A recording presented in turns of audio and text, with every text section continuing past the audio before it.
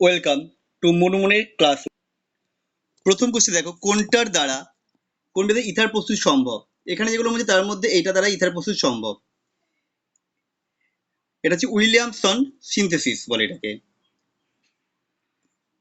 পরেরটা, salicylic অ্যাসিডে bromine জল যোগ করলে পি হচ্ছে 2,4,6 tribromophenol, that means option C. Q হচ্ছে মিথাইল স্যালিসাইলেট বা অয়েল অফ উইন্টারগ্রিন। বলছে একটি কিটো সুগার পি মধুতে পাওয়া যায় এবং আলফা ও বিটা অ্যানোমার গঠন করে।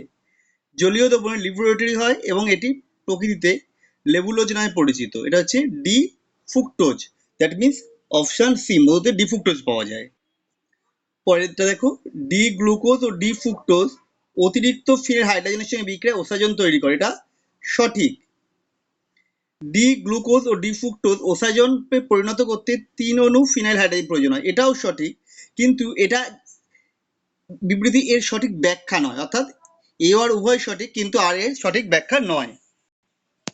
পরেরটা, নিচের কোন পরীক্ষাগুলি দ্বারা প্রোটিনের শনাক্তকরণ করা যায়। এটা হবে নীল হাইড্রোজেন পরীক্ষা দ্বারা করা যায়, বাইরিউড দ্বারা করা যায়, মিলন দ্বারা করা যায়, মলিসের পরীক্ষা বাদ রইল। তার মানে এটা যাবে অপশন সি, 1, 2 এবং 3। স্তম্ভ মেলাতে হবে।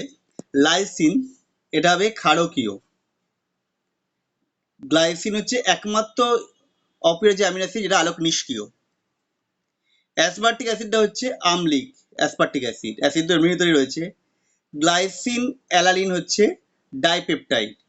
তার মানে এটা হচ্ছে অপশন এ। নিউক্লিওটাইড ও নিউক্লিওসাইডের পাত্রসূচক উপাদান হচ্ছে phosphate group, that means option D. তারপরটা বলেছে পলিমারগুলো জৈব বিশ্লেষ্য। এটা হচ্ছে পলিল্যাকটিক অ্যাসিড, পিএলএ জৈব বিশ্লেষ্য। পলিক্যাপরিডোটন, পিসিএল, এটাও জলীয় বিশ্লেষ্য। আর একটা হচ্ছে আর লাইলন 6 জৈব বিশ্লেষ্য নয়। এস লাইলন 2 লাইলন 6 হচ্ছে জৈব বিশ্লেষ্য। তার মানে এটা যে P Q S, option B.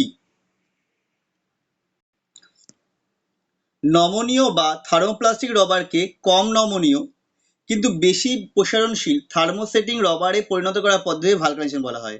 এটা সত্য, ঠিক। ভালকানাইজেশন প্রক্রিয়ায় জিগনাটা অনুঘটক ব্যবহার করে, এটা ভুল। তার মানে এটা হচ্ছে 1 সত্য, 2 মিথ্যা। পরেরটা, নিউক্লিক কন্ডেনসেশন বা সংকোচন পলিমার নয়। এখানে টেফলনটা হচ্ছে কন্ডেনসেশন পলিমার নয়। পরেরটা দেখো, এলডিপি লো ডেন্সিটি পলিইথিলিন হলো, এটা হবে শাখাযুক্ত পলিমার। অন্যদিকে এইচডিপি অর্থাৎ হাই ডেন্সিটি পলিইথিলিন হচ্ছে রৈখিক পলিমার, মানে প্রথমটা শাখাযুক্ত বড়টা রৈখিক, অপশন এ। আমাদের ভিডিও তোমাদের কেমন লাগলো কমেন্ট করে জানিও। আবার দেখা হবে নেক্সট ভিডিওতে।